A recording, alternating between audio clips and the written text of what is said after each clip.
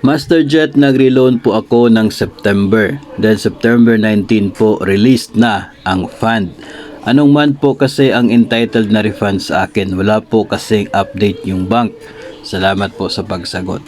So unang-una, titingnan po natin, babalikan natin yung time na nag-renew ka, kung anong buwan yung huli na na-post ng PLI bilang payment ng inyo pong previous loan. Kung September ka nag-renew, pagkatapos by that time ay posted na yung remittance for the month of August, then yung September na lamang yung hihintayin mo bilang refund na makukuha mula sa bangko. No, dahil posted na yung August payment bago nangyari yung renewal, so wala na tayong habol pa doon sa August payment, nakadidak na po yun sa balanse ng inyong utang. So dito tayo sa September na remittance, dahil sigurado naman po na meron kayong deduction sa inyo pong sahod for that purpose, loan amortization, sa buwan ng Setyembre. So yun po yung ating hahabulin bilang refund mula sa bangko. Ngayon, kung by that time na ikaw po ay nag-renew, no, dahil September 19 ito na-release, no, so siguro if ever na hindi pa posted yung payment for the month of August, July pa yung huling payment na na-post doon, na bawas from your loan.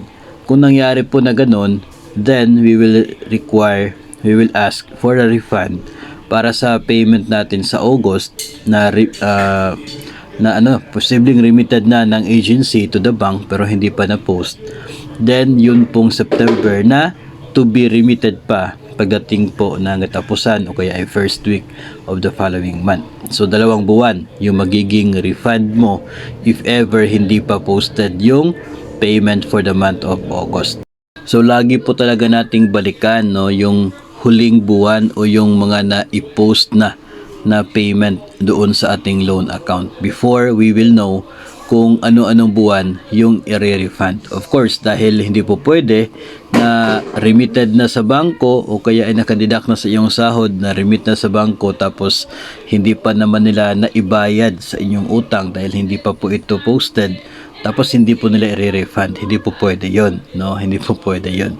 So ang mangyayari, ganun talaga, alamin natin sa bangko yung huling payment na nandun para aware tayo kung anong mga buwan yung atin pong hihintayin na loan refund mula po sa bangko.